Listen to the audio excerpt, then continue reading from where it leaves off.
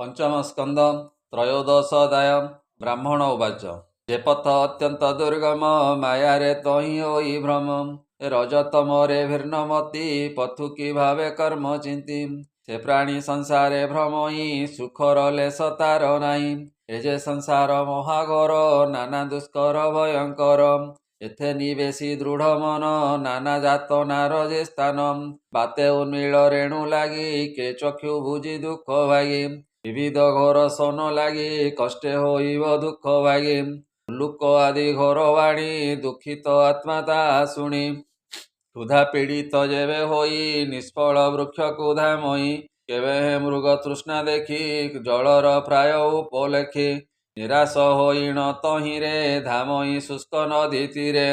अनान्य भाव कुशे बही निर्धन प्राणी कुमागई ए दारात नय अग्नि प्राये तहि क्रीडई माया मोहे केभे शांति न भजई पुणी उद्वेग मन होई ए विविध शोक दुख पाई परम क्लेश कुल भई ए गंधर्वपुरे प्रवेशिण प्रमोदे लभे अनुक्षण कंटक दुर्गम पाषाण्डे निरते भ्रमे अकारणे विमन होई दुख पाई क्षणके पुणी पाशोरई अंतर बाहारे जंत्रित प्राणी हुअन्ति आतजात कुटुंब पाई एते ताप विपक्ष संवत्सरे प्राप्य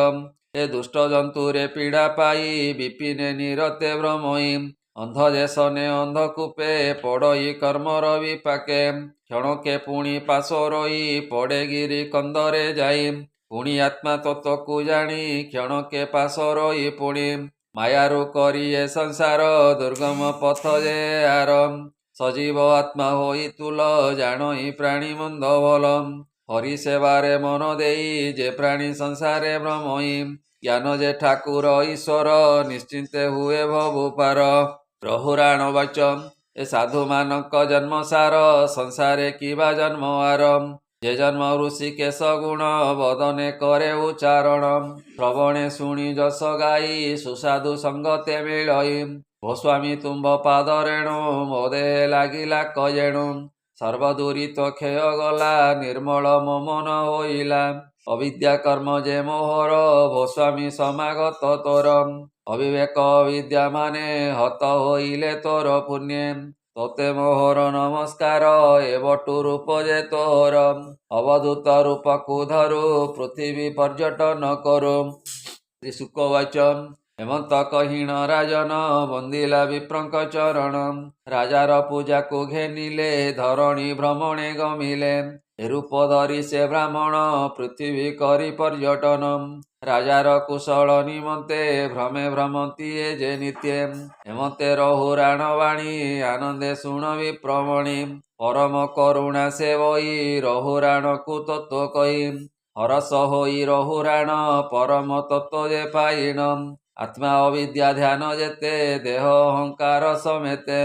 तक्षणे छाड़िला सकल शुण परीक्षमयी पाळम भगवत आश्रय जन एडे प्रभाव हे राजन परीक्षित वाचम बहु प्रकारे संसारे भागवत श्रेष्ठ करे यहाँ वाक्य अनुसरी जे प्राणी संसार रुतरी यहाँ की गति अपरे गति अगति कि बा करे एह अनंतरे नुपवरे एथु दुर्गम जे अपारे ताहार संगठन जेते सकल मोहर ग्रते तू अनुग्रह करी कह मोहर फेड़िब सन्देह